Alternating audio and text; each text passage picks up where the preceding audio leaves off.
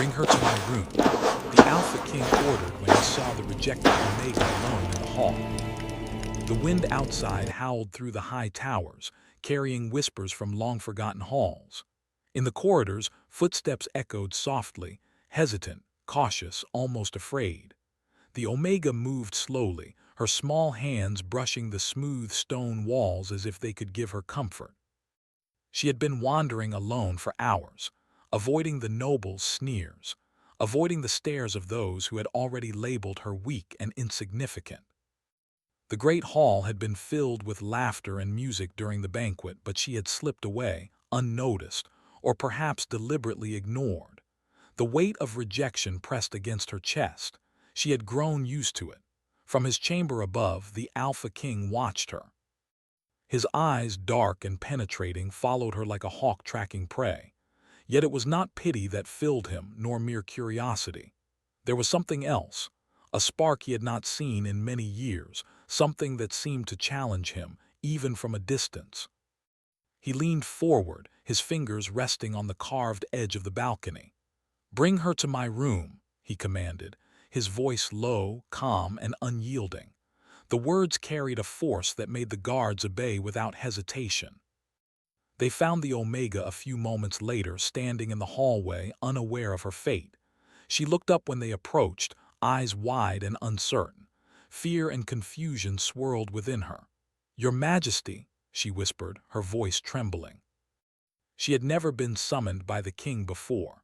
Most nobles would have avoided such proximity, for even speaking his name without permission could earn punishment. The guards simply nodded and motioned for her to follow. She walked, her heart pounding against her ribs like a frantic bird. Each step echoed in the quiet halls, and the sense of foreboding grew heavier. She did not speak, though 100 questions filled her mind. The king's chamber was grand, yet somber. High ceilings arched above, draped with dark velvet banners that swayed slightly with the wind from the open balcony. The fire in the hearth cast dancing shadows on the walls, making the room appear alive with secret whispers. He stood by the window when she entered, tall and imposing, yet calm. "Sit," he said, gesturing toward a chair near the fire. His tone was commanding, yet not cruel. The Omega hesitated before obeying. As she lowered herself onto the chair, she felt the weight of his gaze pressing against her like a heavy cloak. "You are not like the others," he said after a long silence. His voice was deep, measured, carrying a strange mixture of authority and curiosity. "The nobles see weakness in you, and yet," he paused, his dark eyes studying her face as if trying to read her thoughts, "you carry a strength they cannot see." The Omega's throat tightened. Few had ever spoken to her this way, not with recognition, not with the weight of truth behind their words. I am nothing," she whispered, though the words felt hollow even as they left her lips. He walked closer, the sound of his boots echoing in the chamber. "Do not lie to yourself," he said quietly. "You feel things they do not, you see things they cannot. That is why they fear you, and that is why I called you here." Her eyes flicked up to meet his. For a moment she thought she saw something in his gaze, a flicker of vulnerability, a shadow of loneliness buried beneath the armor of command. And yet it vanished as quickly as it appeared, replaced by the cold, unyielding strength of the king. "You are brave to be here," he said. "Brave or foolish, perhaps both." The Omega shifted slightly in her seat, unsure whether to reply. Words seemed so small compared to the presence that filled the room, and yet a strange boldness began to stir inside her. I did not think I had a choice," she said softly, more to herself than to him. He considered her words, his eyes narrowing thoughtfully. "Perhaps that is true, or perhaps you simply have not yet learned how to claim it." The silence stretched between them, filled only by the crackling fire. And then, unexpectedly, a small smile touched the king's lips, a rare, almost imperceptible gesture that seemed out of place on his stern face. The Omega noticed it, and a shiver ran down her spine. "You are different," he said finally, "different from what I expected." I do not know what to expect," she admitted. "I only know that I am afraid." Fear. It was honest, raw, and yet it did not break her. The king studied her, and for the first time he saw more than just her fear. He saw resilience. She was fragile, yes, but not weak. There was a quiet strength in the way she spoke, in the way she looked at him without lowering her gaze. "Good," he said quietly. "Fear keeps us alive, but do not let it control you." The Omega looked down, her fingers twisting in her lap. She had never felt so small in one moment, and yet so noticed, so profoundly acknowledged. And that made her heart ache in a way she did not fully understand. "Tell me," he said suddenly, his voice low and commanding. "Why were you wandering the halls alone?" She hesitated, the truth catching in her throat. "The nobles, they do not want me there," she admitted. They laugh at me and they ignore me. I am not worthy of being in their presence." His eyes darkened, and a flicker of anger passed across his face. "And yet here you are," he said, almost to himself. "Here you are, standing in my chamber, and you have not run." She looked up, startled by the observation.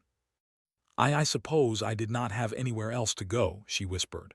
The king's expression softened, though it did not lose its intensity. "Or perhaps," he said, "you are braver than you know." For a long moment they simply stared at each other. The fire crackled, shadows danced, and the wind outside howled through the towers. Time seemed to slow, as if the castle itself was holding its breath, waiting for something unknown to unfold. And then, without warning, a faint sound echoed from the doorway, a soft knock, almost hesitant. The king's gaze snapped toward it, sharp and alert. The Omega flinched slightly, unsure of what to expect. "Stay," he commanded, his voice firm. "No one enters while I speak with you." The figure at the door paused and then retreated silently. The Omega's heart raced. She did not understand what had just happened, but she felt the intensity of the king's presence pressing against her, making it impossible to think clearly. "You are in my debt now," he said, his voice soft, almost intimate. "Not because I summoned you, but because you have chosen to stay. That choice, it matters more than you know." The Omega's lips parted, but no words came. The truth was, she did not know how to respond. She had never been treated with such acknowledgement, never been seen with such clarity. The weight of the moment pressed against her chest, and she felt herself trembling, not with fear, but with a strange, unfamiliar longing. The king studied her, and in that gaze she felt both exposed and protected, judged and understood. The firelight flickered, casting shadows across his face, and she saw something that made her stomach twist: loneliness.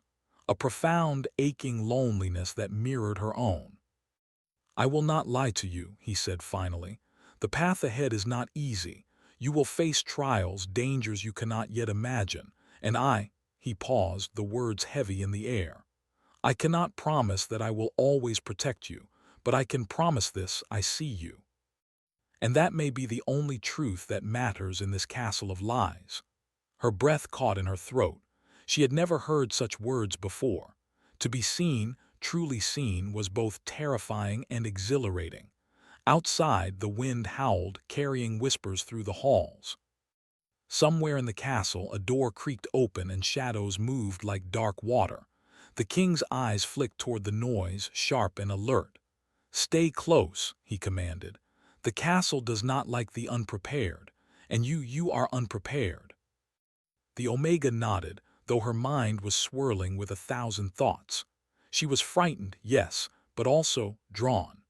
Drawn to this man who was both terrifying and compelling, powerful yet vulnerable in ways she did not yet understand. The king turned back to the fire, his expression unreadable. "Rest," he said finally. "Tomorrow the castle will test you, and you will learn whether you are strong enough to face what comes." The Omega sank into the chair, feeling the weight of his gaze on her even as her eyes closed. Fear, curiosity, and something else, something new and dangerous, stirred in her heart. Outside, the shadows whispered secrets of the past and warnings of the future. Inside, two souls, bound by fate in a castle steeped in magic, began a dangerous, unspoken connection. And in the stillness of the night, the castle seemed to breathe. alive with the promise of trials, revelations, and a destiny neither of them could yet imagine. Cliffhanger, somewhere beyond the walls, a shadowy figure whispered a warning. The Omega is the key, but her presence may awaken what the king fears most. The next morning, the castle seemed different. The torches flickered like small suns along the long corridors, but shadows lingered stubbornly in corners and behind arches. The wind whispered through cracks in the stone walls, carrying secrets from rooms long abandoned. The Omega walked slowly, her fingers brushing the cold stone as if to anchor herself in reality. Her heart still raced from the night before, from the king's gaze that had both unnerved and fascinated her. She was no longer alone, for the king had ordered that she be accompanied, not by guards but by a guide, a soft-spoken man who knew the hidden paths of the castle. The corridors twisted and turned like a labyrinth, and even he looked uneasy as he led her through passages few dared to tread. "You must be careful here," he whispered. "The castle is older than any living soul. It remembers, and it does not forgive easily." The Omega nodded, listening carefully. Every shadow seemed alive, and every whisper made her pulse quicken. Yet beneath her fear there was a growing sense of excitement, a feeling she had not known before. She was no longer just the rejected Omega wandering lonely halls. She was part of something larger, something dangerous and powerful. Meanwhile, the king watched her from his chamber window, hidden in the shadow of the dark banners. He observed every movement, every flicker of curiosity or fear in her eyes. There was a fire within her, subtle but unyielding. It reminded him of the flame he had lost so many years ago, buried beneath the weight of duty and curse. He moved through the halls like a shadow, silent and commanding. When he arrived in the library, he found her examining a set of ancient tomes, her fingers tracing the faded letters as though they spoke to her. "Do you understand what you are reading?" he asked, his voice calm yet penetrating. The Omega looked up, startled but not afraid. "Some of it," she admitted. "It speaks of powers, of forces I do not fully understand." He stepped closer, glancing over her shoulder. The tome spoke of curses, of magic woven into the very stones of the castle, of destinies entwined with shadow and light. She read aloud a few lines, her voice trembling slightly, and the words echoed softly in the quiet library. "You have a gift," the king said quietly. "You can sense the threads of the castle, the hidden currents. Most cannot even feel them. That is why you are here. That is why I summoned you." The Omega's cheeks warmed, not with pride but with something heavier, a strange mix of fear and hope. She had always been told she was weak, that she was nothing.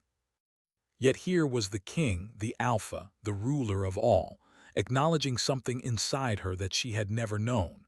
Before she could respond, the castle itself seemed to shift. The wind rattled the high windows, and a low hum vibrated through the stone floor. Shadows twisted unnaturally, gathering in corners like living things. The guide beside her stiffened, his face pale.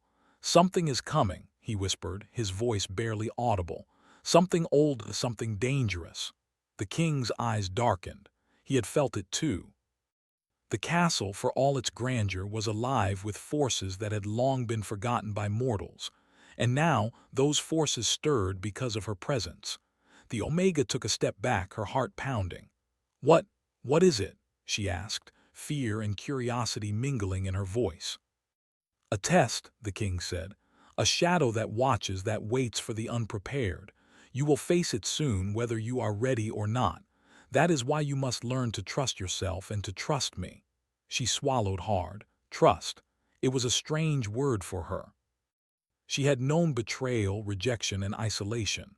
Trust was unfamiliar, fragile, and terrifying. Yet something in the king's eyes told her that if she did not try, she would fail, not just the test, but herself. Hours passed, and the lessons continued. He showed her secret rooms, hidden passageways, and the magic that lingered in the walls. The Omega learned to sense the currents of the castle, to feel the echoes of those long gone. She discovered a strength within herself, subtle but undeniable, a force that mirrored the darkness in the king yet burned brighter. They worked closely, side by side, their proximity charged with tension neither fully understood. Every brush of their hands, every shared glance felt electric. The Omega's pulse raced, and the king found himself both fascinated and wary. She was not just a girl. She was a force, quiet but unyielding, a mirror of something he had long buried in himself. As night fell, the castle grew colder, shadows lengthening across the halls. The Omega stood near the window in the king's chamber, staring at the moonlight spilling over the towers. Her mind raced with questions and fears, but also with a strange longing she did not yet name. "You feel it, don't you?" the king said, appearing beside her without a sound. "The currents of the castle, the shadows that move with their own will," she nodded, her voice barely a whisper. "Yes, it is alive, I can feel it. And it watches you," he said, "because it senses what lies within you. The shadow will not rest until it tests you, until it challenges you. You must be ready." She turned to him, eyes wide. "And if I am not?" He placed a hand on her shoulder, firm but not harsh. "Then you learn to be. You have a choice, to hide or to face it. I cannot choose for you, but I will stand by your side if you allow me." The Omega felt a flutter of emotion she could not name. Fear, certainly, but also something more, a connection, fragile but undeniable. She wanted to retreat, to run back to the safety of emptiness, but the thought of the king's hand on her shoulder, steady and reassuring, anchored her. Hours later, she found herself alone in a small chamber she had claimed as her own. The shadows outside the window seemed to move differently, as if alive with anticipation. She traced her fingers over the edge of the wooden table, trying to steady her thoughts. Suddenly, a soft knock echoed through the room. Her heart leapt. The king's presence was not expected, yet she knew instinctively that he was near. She opened the door and he stood there, tall and imposing in the dim candlelight. "You should rest," he said simply. "Tomorrow will test you in ways you cannot yet imagine." "I am afraid," she admitted, her voice shaking. "I do not know if I am ready." "Fear is not weakness," he said. "It is proof that you are alive, that you care. Courage is not the absence of fear, but the decision to move forward despite it." She looked up at him, searching his face for reassurance. For a brief moment she thought she saw the faintest trace of softness in his eyes, a vulnerability he rarely allowed anyone to see. "I will try," she said quietly. "I will try to be ready." He nodded once, a silent acknowledgement that spoke more than words could. Then he turned and left, his presence lingering like a shadow in the room. The night passed slowly, the wind howling through the castle as if warning of the trials to come. The Omega dreamed of shadows that whispered her name, of corridors that twisted endlessly, of a figure, dark, powerful, yet strangely familiar, standing beside her, guiding her through the unknown. When she awoke, the castle was bathed in pale morning light. The corridors seemed less threatening, yet the tension remained. She dressed quietly and made her way to the library where the king was already waiting.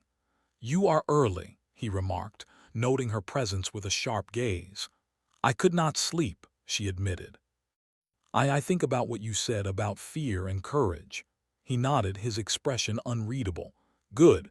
Reflection is part of preparation, but action will test you in ways thought cannot."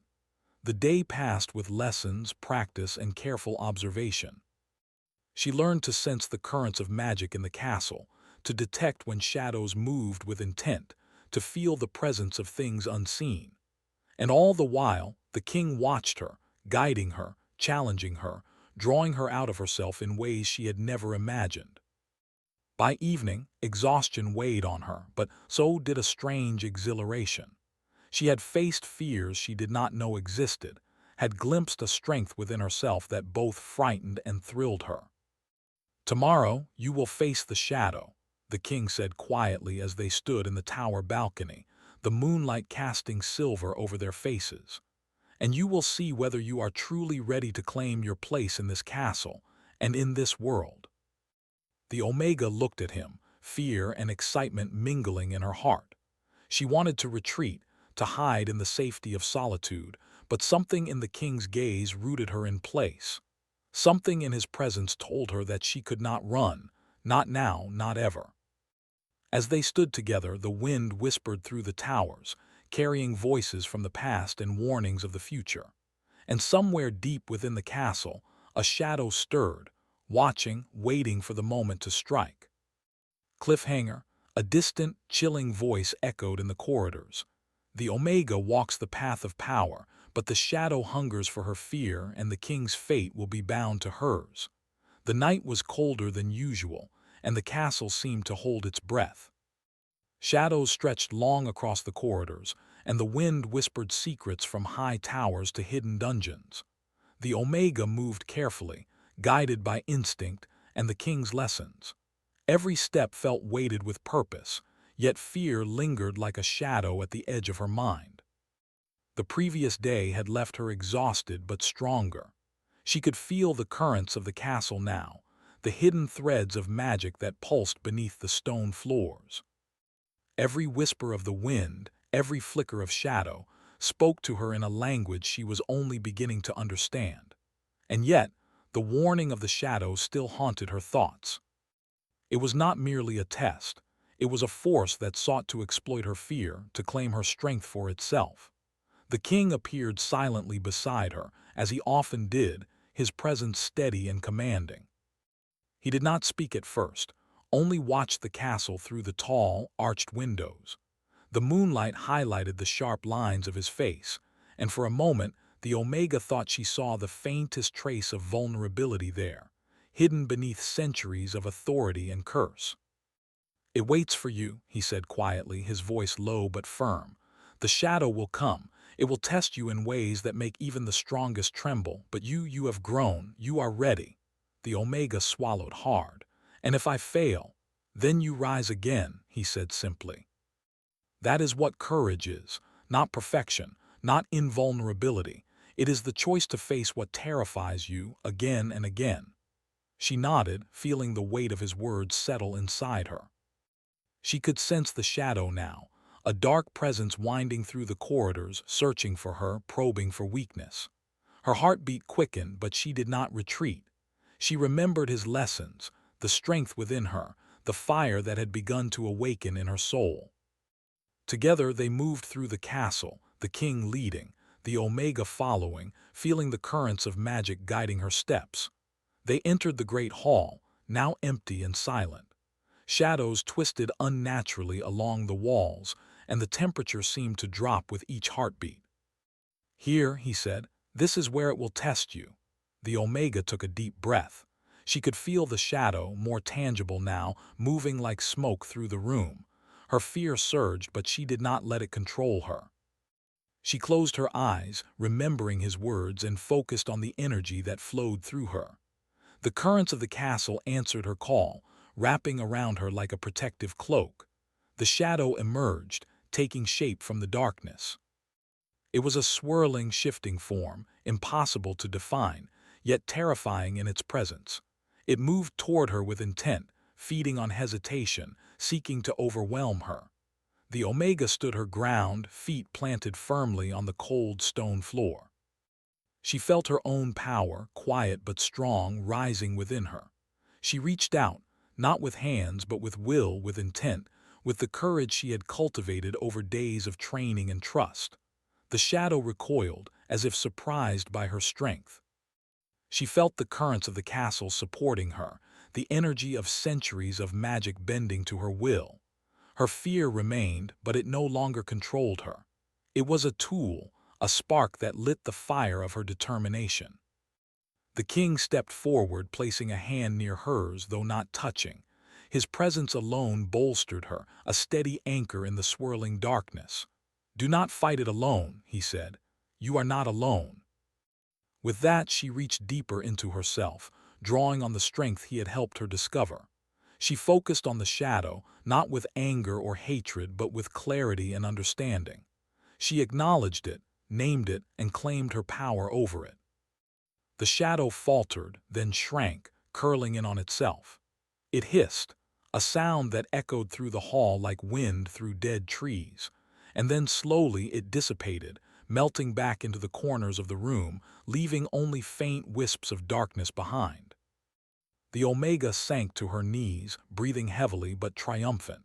She had faced the shadow and survived. She had not only confronted fear but had transformed it into strength.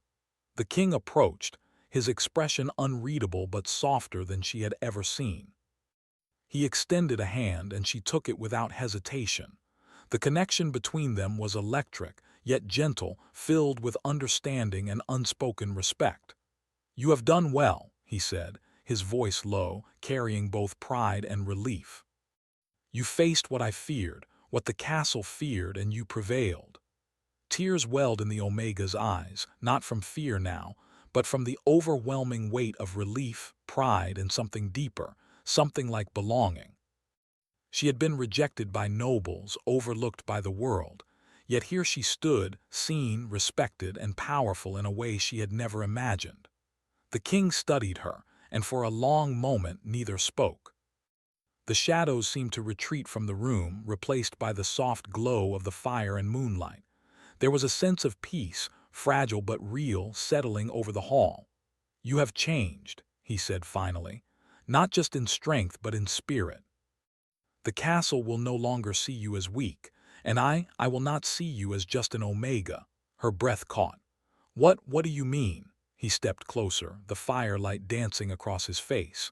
"You are more than titles, more than prophecy, more than fear. You are someone I respect, someone I trust, He paused, searching for words. "Someone I need to stand beside me in this castle and beyond it." The Omega felt warmth bloom in her chest, a mixture of pride, relief, and something she could only describe as hope. The words were powerful, yet gentle, carrying the weight of centuries of authority and the vulnerability of a man who had long hidden his heart. She began, but the words faltered. It was difficult to speak of feelings that had been buried under fear and rejection for so long. I want to stand by you," she said finally. "Not because I am afraid, but because I believe we can face what comes together." The king nodded, a faint smile touching his lips. "Then we will face it together. Whatever comes next, you will not face it alone." Days passed, and life in the castle began to shift. The nobles no longer laughed at her. Some avoided her entirely, sensing the change in her presence, in the currents of the castle that now responded to her. The Omega trained and learned, growing stronger, her connection with the king deepening with each shared glance, each word, each act of trust. Yet despite this calm, both knew the castle still held secrets. There were forces beyond their understanding, currents of magic and destiny that could not be tamed completely. But now they faced them together, a bond forged through trials, trust, and unspoken longing. One evening, as the moonlight spilled across the tower balcony, the Omega leaned against the stone railing, feeling the cool night air brush her face. The king appeared beside her, silent as always. "The castle is quieter tonight," she said softly. "Do you think it is truly safe?" He shook his head, his gaze sweeping the horizon. "No, the castle is never truly safe, but we have grown stronger, and as long as we face what comes together, there is nothing we cannot endure."